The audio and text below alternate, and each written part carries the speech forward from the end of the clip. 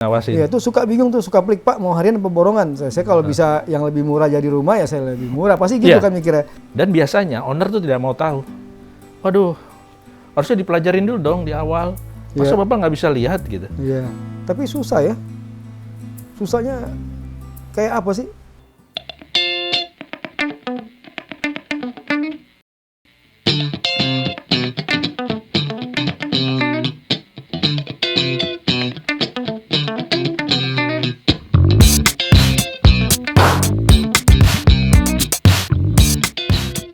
Ini Mas Bro, Ya ada. sebenarnya ada yang gue mau tanya ini.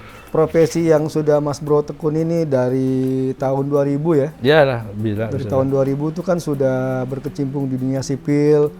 Pasti sudah banyak merasakan makan asam garam. Padahal secara kalau kita lihat sekilas nih, saya sebagai orang awam ya, bangun rumah mewah, bangun gedung tuh kayaknya em-eman tuh Pak kalau zaman sekarang. Tapi susah ya. Susahnya kayak apa sih kendala-kendala yang dihadapin tuh misalkan di lapangan tuh? Kendala di lapangan itu, jadi saya mau mau sampaikan dari awal dulu nih. Ketika kita mau bangun rumah, kita tuh udah dapat gambar, ada dua gambar arsitek dan gambar struktur, ya. Gambar arsitek tuh gambar bentuk rumah gitu kan, rumahnya kayak gimana, berapa lantai. Nah, struktur itu kalau manusia ya, saya analogikan manusia. Struktur itu gambar tulang-tulangnya, rangkanya. Oh, oke. Arsitektur tuh gambar dagingnya, kulitnya. Oh, arsitek, oke. Dia bukan bagian dari ini ya. Oke. Nggak kelihatan lah. Yang menempel di struktur namanya arsitektur, gambar arsitek. Nah, terkadang gambar struktur ini tidak mendukung gambar arsitek. Jadi kita nih kan kalau ketika kita membangun rumah, yang pertama kita bangun adalah kerangkanya kan. Manusia itu kan tulangnya dulu dibikin, baru diisi daging, ditempelin daging, ditempelin kulit. Nah, kadang ini gambar nih nggak match Pak. Saya analogikan manusia. Tulang-tulangnya kita bikin gitu ya, tangannya, jari-jarinya. Taunya pas kita masukin daging, kulit segala macam, gambar tulangnya panjangnya beda, segala macam. Dan itu untuk merubah ke struktur itu sangat sulit sekali. Dan biasanya owner tuh tidak mau tahu. Waduh, harusnya dipelajarin dulu dong di awal. Masa Bapak nggak bisa lihat gitu? Padahal kami sebagai kontraktor ini, kalau saya ibaratin tuh, kontraktor itu hanya tukang jahit Pak. Kita ini, kontraktor ini tuh sebenarnya tukang dengan privilege gitu aja, dengan privilege teori. Nah, kita tukang jahit aja. Ketika dikasih gambar sama desainer, nih Bon jahit kayak gini ya, siap bos. Kita tuh nggak mikirin ini warnanya bagus gak ya, ini panjang lengannya kayaknya kepanjangan deh. Nah, ini rendahnya harusnya jangan di sini, bordirnya kayaknya bagus aja. Kita tuh nggak mikir begitu. Tetapi owner itu mengharapkan kita sampai ke sana ekspektasinya. Sama ketika kita bawa desain baju ke tukang jahit gitu. Pas kita cek ke tukang jahitnya, wah Pak harusnya Bapak mikir dong, jangan gini dong. Masa coba lihat nih, saya kan nggak cocok nih kalau begini. Nah itu owner begitu. Padahal kita tukang jahit kan jahit aja dia kasih gambar apa. Sebenarnya owner itu juga nggak punya pengetahuan banyak ya mengenai arsitek sipil. Memang dia lebih menyerahkan sepenuhnya nih kepada si arsitek. Oke nih bro, gue sebenarnya mau nanya pertanyaan pertama gue nih. Sebenarnya kalau kita mau bangun rumah nih, gue kan mau pesan rumah nih, mau bangun ya sama, anggaplah gue beli rumahnya bukan di komplek-komplek ya, bukan yang borongan. Jadi gue mau bangun tanah, ada tanah. Punya kafling lah gitu. Nah kadang nih kalau kita mau bangun rumah, itu kan saya tanya tuh, Pak kira-kira nih kalau saya mulai dari groundbreaking ya istilahnya. Wah, groundbreaking kayak ya. Pak Presiden ya. Iya. Groundbreaking ya. Iya. Sampai jadi berapa lama sih dengan ukuran tanah 100 meter, luas rumahnya bangunannya kurang lebih di 60 meter persegi. Oke. Nah, itu satu lantai, dua lantai? Anggaplah satu lantai. Satu lantai 4 bulan. Nah, oke. Kalau 4 bulan sekarang kebanyakan kejadiannya apa sih yang menyebabkan molornya pembangunan rumah itu sendiri mulai dari awal sampai akhir? Faktor-faktor apa aja? Duit. Oh, duit. Duit. Terus apa lagi? Udah duit. Enggak, anggaplah duitnya lancar lah. Oh, lancar udah, nggak ada masalah, Pak. Sebenarnya nggak ada masalah. Nggak ada masalah, Pak. Oke. Kita ngomong satu lantai ya, Pak ya. Oke. Ya. Oke, enggak. Sekarang apa yang mungkin menyebabkan itu molor selain duit? Anggaplah duit ada kemungkinannya. Oke, cuaca. Begini. Oke, bagus nih pertanyaan nih. Obstacle-nya kan pasti ada, Pak. Iya. Gitu. Saya tuh selalu membagi permasalahan menjadi dua ya. Maksudnya yang tidak bisa kita yang tidak bisa kita hindari dan yang bisa kita hindari. Oke. Yang tidak bisa kita hindari itu seperti alam ya, hujan atau apa, banjir dan lain sebagainya di proyek sehingga kita nggak bisa ngaduk, nggak bisa apa. Oke, itu. Terus kedua yang bisa kita hindari, yang bisa kita mitigasi lebih lanjut itu adalah pertama kemampuan keuangan si pemberi tugas. Tadi yang kata Bapak, owner masalah uang nggak masalah, berarti mitigasinya udah kita nolin aja kan, bukan isu, nggak isu. Iya, kalau bangun rumah harusnya udah siap uangnya, Pak. Ya iya. Iya. Dan kedua, ada Pak yang mau bikin rumah, uangnya ada, terus dipakein judul habis Pak. Jadi tengah jalan mangkrak. Iya. Oke. Terus yang kedua adalah SDM-nya, tukangnya. Nah ini tukang ini nih yang kadang-kadang agak sulit ya. Nggak ada sertifikasi tukang di sini kan? Iya, nggak ada sertifikasi Pak. Iya, gimana ngeceknya? Jadi kadang tuh mandor juga, kita misalnya kenal ya sama mandor A, namanya misalnya Pak Jono ya kan, Pak John, tolong dong, saya butuh tukang nih buat bikin rumah 1 lantai 5x6. Ada tenaga? Wah ada bos, siap bos. Saya ambil dari kampung, dia ambil di kampungnya orang lagi nongkrong, lagi nyangkul, lagi apa, lagi nunggu panen. Oh dia bawain aja nih Pak. Biasa nyangkul Pak, bisa dia ngaduk. Ya. Udah dindingnya gini-gini, apa segala macam. Itu kendalinya gitu Pak. Cuaca berarti cuaca sama SDM dah. SDM ya. Nah, ini ada hal yang menarik yang gue mau tanya nih. Kadang kalau kita bikin rumah tuh suka ditawarin Pak borongan apa harian. Nah, saya nih dari yang mau buat rumah nih kan punya uang. Saya nggak tahu nih skala prioritas saya membeli secara borongan, membangunnya atau harian. Karena ini akan membedakan di budgeting, Pak.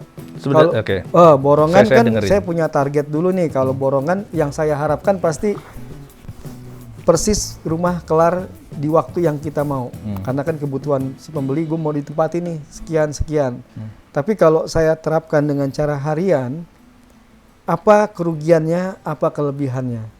Sementara saya sebagai calon pemilik rumah nih tidak mengetahui kualitas pekerjaan dari si pemborong. Jadi tolong berikan arahan gimana saya mau membangun rumah, apakah membeli secara borongan untuk pengerjaan pembangunannya atau menggunakan harian. Ya. Kalau advice dari sisi mungkin nggak tahu dari pengalaman. Dari saya. Jadi gimana? Begini, yang namanya harian itu adalah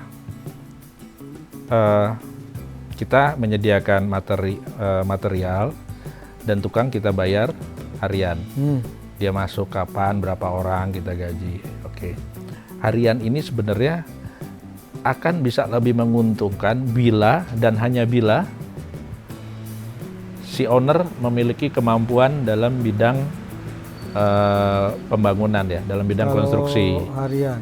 Dia jadi bisa tuh, oh nih orang hari ini harus jadi targetnya tembok 1 meter. Yeah. Dia bisa tahu nih gini. Kalau misalnya nggak achieve tegur tukangnya. Ya kan harus maksimal tuh, mulai jam 9 pagi, jam 4 selesai, apa yang bisa dikerjain nih gitu. Yes, biasanya kalau harian itu, di awal hari itu kita bilang ke tukangnya, Pak hari ini kita kerja ini, nanti sehari itu harus jadi ya, misalnya tembok harus segini, Bapak harus bisa ngecat segini, kita brief tukang. Yeah. Jadi dengan itu tukang tuh teredukasi sehingga dia memang mengejar itu sebagai achievementnya dia. Nah tapi kebanyakan karena keawaman si pemilik rumah, dia melepas saja, udah harian dah terserah gitu. Itu harian satu, pertama kita harus ngebrief dulu, kedua pengawasan harus ketat. Karena kita nggak bisa nanti bayarin orang yang ngerokok-ngerokok, tidur-tiduran. Oke, capek dong kayak gitu ya kan. Itu plus minusnya ya. Terus kedua borongan. Borongan itu ada dua, borongan tenaga sama borongan tenaga plus material. Iya. Borongan tenaga plus material ini menguntungkan, kalau menurut saya, menguntungkan tuh hanya di atas kertas. Dalam artian gini, borongan tenaga plus material itu sepertinya kita mengunci budget kan. Misalnya kita ini punya budget bikin rumah 100 juta. Ya udahlah, gue tawarin orang aja nih, siapa yang mau ya. Gue ada 80 juta nih, gue bisa save. 80 juta, ada yang mau gak? Itu banyak Pak, biasanya yang mau Pak. Banyak yang mau, tapi tengah jalan berhenti dia Pak. Hilang semua tuh pasukannya, hilang. Rumah Bapak udah nggak tahu. Berarti kontrol budgetnya nggak bisa di ini ya? Iya, seakan-akan budget kita ke kontrol, taunya malah bengkak, nggak karu-karuan. Ya bisa juga jadi, tapi mungkin dari speknya banyak kurang tuh. Aur-auran. Iya, benar. Betul kan? Iya. Jadi si rumahnya. Jadi. Mau diketok temboknya bolong. Nah, ya kayak gitu-gitu Pak. Terus gitu. Kelihatan bentuknya aja.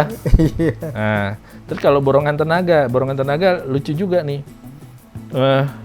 Karena dia maunya cepet-cepet, kayak ini ya, tembok ini ya. Tembok ini bisa dicat ini Pak, dari kita masang bata sampai dicat itu.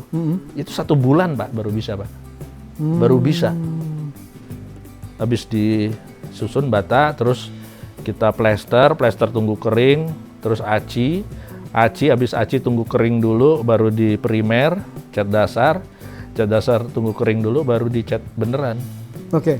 Berarti kalau bisa disimpulin untuk pemilihan borongan atau harian, saya pengen tahu tuh kelebihannya di harian apa, kekurangannya apa dari sisi si pembeli, poin-poinnya kalau bisa saya tangkap. Ya tadi saya bilang kalau harian itu ya kita bos di kantor, nah tukang itu karyawan kita, ya awasin aja udah. Oke, berarti kalau di harian kontrolnya harus lebih sulit ya, harus menambah orang yang ngerti kan artinya. Kalau saya dari sisi orang yang tidak awam lah ya. Bapak bayar orang buat ngawasin. Iya, tuh suka bingung tuh, suka pelik Pak mau harian apa borongan. Saya kalau bisa yang lebih murah jadi rumah ya saya lebih murah, pasti gitu kan mikirnya. Harian lebih murah. Tapi akan diarahkan ke borongan pasti. Cuman borongan nggak bisa kontrol di masalah spek ini nih. Ya bisa sih Pak sebenarnya. Bisa. Tapi yang nggak bisa itu borongan itu, borongan sama material atau tenaga aja? Tenaga sama material semua. Oh iya, agak sulit. Sulit kan speknya. Nah ini menarik juga nih Pak. Saya mengenai standar bagaimana kita mengetahui spek dalam pembangunan rumah itu materialnya, apakah indikatornya apa untuk mengetahui itu sesuai atau tidak. Misalkan dari pasirnya, dari semennya. Kadang kan adukan semen sama pasir tuh berapa banding berapa tuh Pak, ada tuh. Ya kan? Udah nanti ditemplokin ke tembok, katanya ini retak nih akibat kurang pasir nih, atau pasirnya salah, macam-macam ini tuh teorinya tuh. Nah sebenarnya itu gimana kita bisa mengukur suatu indikator material bangunan ketika dalam pembangunan rumah itu sesuai standar atau enggak? Sebenarnya itu di teknik sipil diajarin ya, tapi kalau untuk jadi biar saya ada guidance juga nih gitu kan? Iya, makanya tadi nggak dibohongin sama. Tadi kata Bapak juga bilang kan bahwa karena banyak yang awam, memang sebaiknya udah hire aja, orang sipil, karena agak sulit gitu. Karena kita untuk beton. Nggak, gue pengen tahu kalau bayar orang sipil itu berapa sih budgetnya? Budgetnya buat satu rumah perdatangan aja Pak. Oh perdatangan. Perdatangan hari bisa. Iya. Orang sipil tuh ya udah yang insinyur sipil lah ya, teknik. Dia ya sarjana politeknik aja udah cukup. Bisa ya? Karena kalau misalnya pengecoran itu kita butuhnya harus dilihat warnanya, betonnya udah ketahuan Pak. Itu nggak mungkin bohong itu, warna beton itu. Warna beton? Dari adukan semen sama itu? Iya, ketahuan itu. Makin abu-abu kan berarti beton semennya banyak. Terus sama dari beton itu kekentalannya juga. Kekentalan beton itu loh, viskositasnya itu. Itu si tukang tuh ngerti tuh disuruh Enggak. nyampur semen sama pasir Enggak, berapa? dia feeling so good aja, Pak. Oh, oke. Jadi biar begini, tukang tuh kadang-kadang konyolnya gini, karena biar enak ngerjain, ngecor, dia tambahin air banyak. Oh. Nah, kan ngecornya lebih gampang tuh, lebih enak. Iya. Nyeroknya lebih enak, ya kan? Iya. Kalau beton yang asli, Pak, beton yang dari ready mix yang truck molen itu. Ya. Wah, itu nyeroknya aja berat itu. Begini, standar untuk pembangunan rumah itu ketika adalah kandungan lumpur dari pasir itu sedikit. Oh, kandungan lumpurnya sedikit. Kandungan lumpurnya. Oke. Terlihatnya dari mana ketika kita genggam, kita lepas. Nah, itu nge-pure gitu. Jadi kalau masih rekat gitu, kita udah gini, kita gini masih begini, berarti masih banyak tuh dalamnya tuh. Iya. Lengket Lumpurnya. ya. Oh, banyak itu ciri-cirinya ya. Iya. Oh, Nah, menarik jadi juga ketika nih. bikin di Buat milih kalau besok kita bangun rumah, kalau pasirnya ditaruh kan di depan rumah tuh kita ambil dulu ya. Kalau dia lengket berarti masih kandungan lumpurnya ada tuh. dan kelihatan Jelek kok ya? warnanya coklat-coklat segala macam itu kelihatan tuh banyak. Oh, gitu. Makanya pasir kalau dari sungai itu kan ada proses pencucian ya. Iya. Diguyur, tapi kan males orang kadang-kadang habis nambang Pas dari suka pasir. disaring-saring lagi tuh, diayak. Bukan buat apa tuh? Oh, kalau diayak itu biasanya untuk ketika kita melester kita butuh butiran yang lebih halus gitu. Oh, oke. Nah, makanya orang tuh sekarang kebanyakan lebih enak pakai pasir bangka, pasir pantai, halus gitu. Itu mahal. Iya, lebih mahal, lumpurnya dikit. Kita kalau ngelihat pasir lebih mahal, lebih murah itu nggak dari gitu, Pak. Kalau Bapak pakai pasir biasa itu yang pasir material lah kita bilangnya, itu harus diayak lagi, Pak. Waste-nya itu banyak juga, Pak. Waste itu apa? Waste yang nggak kepake. Oh. Ya kan, kita kan mau plester butuh butiran halus. Ya. Yang mendekati standar untuk plester itu adalah pasir bangka, pasir pantai itu. Oh, Itu jadi hampir nggak ada WC, Pak. pasir buat plesteran sama buat fondasi beda ya? Beda. Oh, Buat beda ngecor ya? beda. Ini penting nih, saya kalau main beli-beli aja Pak, ngeluarin duit tuh yang beli siapa kan kita pakai Iya. pemborong tuh. Pasir cor itu lebih murah dari pasir ini. Itu nggak apa-apa, Pak. Daripada nanti, ini Pak, ini pasir cor, tapi harganya harga pasir bangka kan. Iya, nggak tahu kita. Tukang naik aja gitu masih sini-sini aja ya kan. Iya. Jadi kalau muncul retak di dinding itu kenapa ya? Banyak, Pak, sebabnya, Pak ya. Yang utama ya tadi pemilihan pasir, terus karena terburu-buru jadi sebelum semua material itu kan harus settle ya, Pak ya. Harus setiap campuran itu pasti akan ada chemical reaksinya, ada reaksi kimianya gitu. Nah, reaksi kimianya itu harus stop dulu baru kita bisa melanjutkan ke tahap berikutnya. Nah, kalau reaksi di dalam material itu belum selesai, dia akan terus bergerak. Ya retak apa segala macam. Biasanya itu ownernya nggak sabar, pengen buru-buru aja.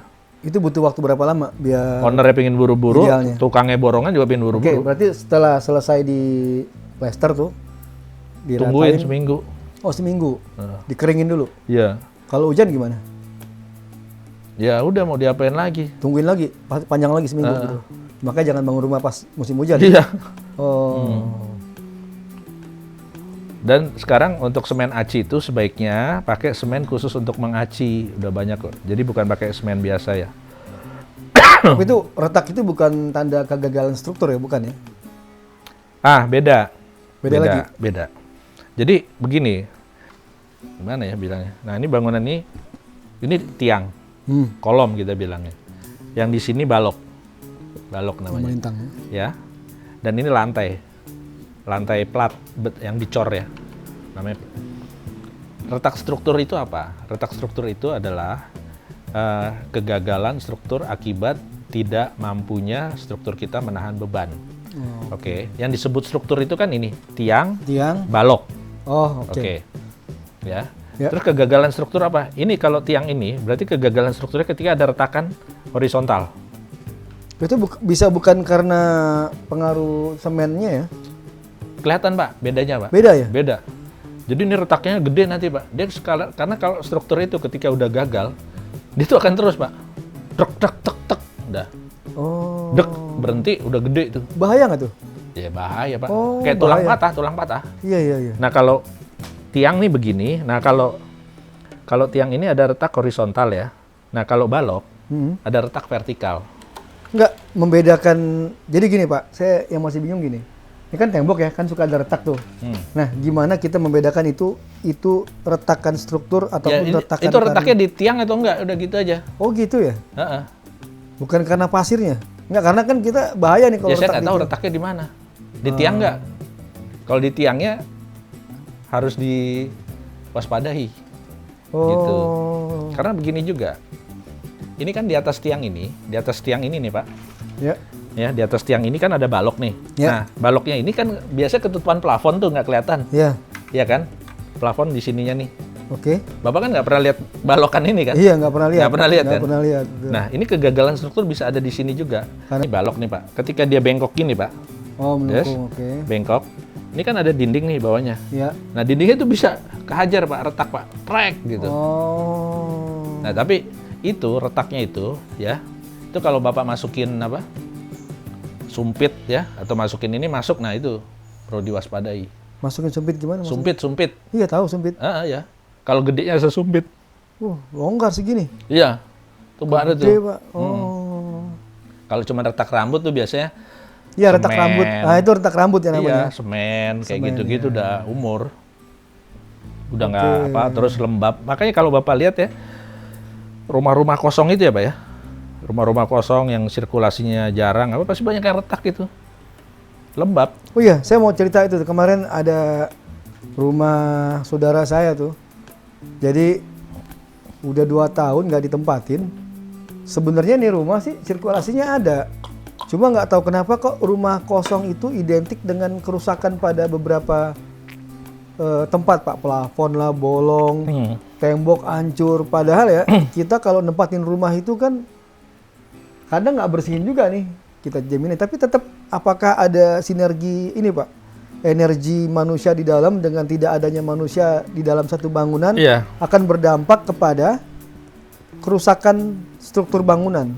Ya jelas itu. Seperti yang awal-awal saya sampaikan bahwa rumah itu kan kayak badan, yang isi jiwanya kan penghuninya Pak. Enggak, itu berpengaruh nggak? Ada Ya ngaruhnya kayak Jadi gitu. kalau secara apa Pak? Kalau Ya kayak kita badan nggak ada nyawanya busuk badan kita Pak. Enggak, kalau yang hukum apa sih namanya, kalau yang bahwa setiap benda yang ada di dunia ini memiliki energi Pak, apapun. Meja, tembok, ya kan, batu. Makanya dia bisa merekam suatu peristiwa tuh Pak, biasanya begitu. Iya. Ada Iya. apa? Bisa juga dihubungkan ke sana Pak. Iya kan?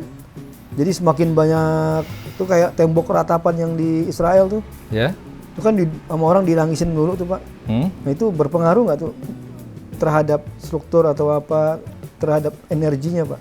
Energi tembok Bangunan. ratapan atau energi rumah nih Pak? Rumahnya kan? Iya. Ya rumah Pak. Ya, maksudnya rumah itu kan kalau nggak ditempatin orang kadang cepat rusak ya. Iya itu sebenarnya karena sirkulasinya aja Pak. Sirkulasi. Iya, pintu yang nggak dibukain. Bukan karena ada apa-apa gitu Pak. Nggak ada. Ya ada, ya tetap ngaruh. Di situnya tetap ngaruh. Dimakan gongo. Tahu gongo nggak? Iya, gongo. Laba-laba. Laba-laba. Iya. Nah, yang ada Sarangnya. sarangnya. Katanya itu juga bisa berdampak terhadap keawetan rumah ya. Pengaruh nggak sih? Rumah yang ada sarang-sarang laba-laba tuh. Sebenarnya sih enggak. Kalau nggak dibersihin, sabang ya, istilahnya kita nyebutnya sabang ya. Enggak. Yang paling ngaruh itu kelembapan. Oh, kelembapan. Iya. Nggak ada barang-barang di rumah-rumah biasa ini yang tahan lembab tuh nggak ada. Pasti udah hancur. Oke nih Pak, kalau pas musim hujan nih, musim hujan tuh kan kadang rumah yang baru selesai dibangun, anggaplah pas pembangunan musim panas ya, tapi pas masuk musim hujan tiba-tiba bocor tuh. Itu biasanya lebih kepada kesalahan arsitekturnya secara desain atau kesalahan dari umumnya ya, apa dari struktur Tukangnya, sipilnya. kontraktornya. Iya, nggak umumnya nih cuman saya. Iya, umumnya Bisa nggak mungkin salah desain dari si Nggak, arsitek sebenarnya sehingga begini. mengakibatkan saya Iya. masang udah bener nih material, spek udah sesuai, kemiringan udah benar, cuman karena desainnya beda, ya jadi mengakibatkan alur air itu tidak merata sehingga mengakibatkan endapan-endapan khusus bocor Pak gitu. Saya nggak ngerti deh. Ya, jadi gini, Urutannya makanya gimana? saya di awal pernah bilang bahwa untuk desain di negara kita yang tropis ini itu ada beberapa kaidah yang memang perlu dipenuhi gitu loh. Dan kalau bisa sih jangan jangan di bypass. Seperti misalnya air hujan tuh jangan ditampung, tapi dilosin aja gitu biar jatuh gitu. Jadi atapnya harus miring. Nah sekarang kan orang kebanyakan bikin dak beton atau bikin lantai dak. Karena sekali lagi tidak ada yang bisa melawan alam tuh, nggak ada bisa Pak. Cepat atau lambat pasti dia bocor. Bocor ya? Iya, karena apa? Saya belum tahu ya bahan bangunan yang kuat terhadap perubahan cuaca. Panas, hujan, panas, hujan. Besi Pak? Besi karatan Pak, kropos. Ya dikasih anti karat lah. Ya tapi kan nggak bisa Pak. Itu rumah-rumah kontainer itu kuat Pak? Iya, tapi kan karatan bocor Pak. Oh, kan dicat. Kan banyak yang karatan Pak. Biasanya pas baut-bautnya itu Pak. Pas dia bor baut tuh, nah itu masukin dari situ. Udah kali ya? Guys, nanti kita lanjut lagi untuk ke materi selanjutnya. Mungkin akan lebih banyak yang kita bahas ya mengenai arsitek dan struktur sipil. Untuk awamnya, untuk hal-hal yang sederhana dulu kita bahas. Mungkin nanti Pak Bons ini akan menjelaskan lebih detail mengenai hal-hal yang menarik di sesi berikutnya. Oke.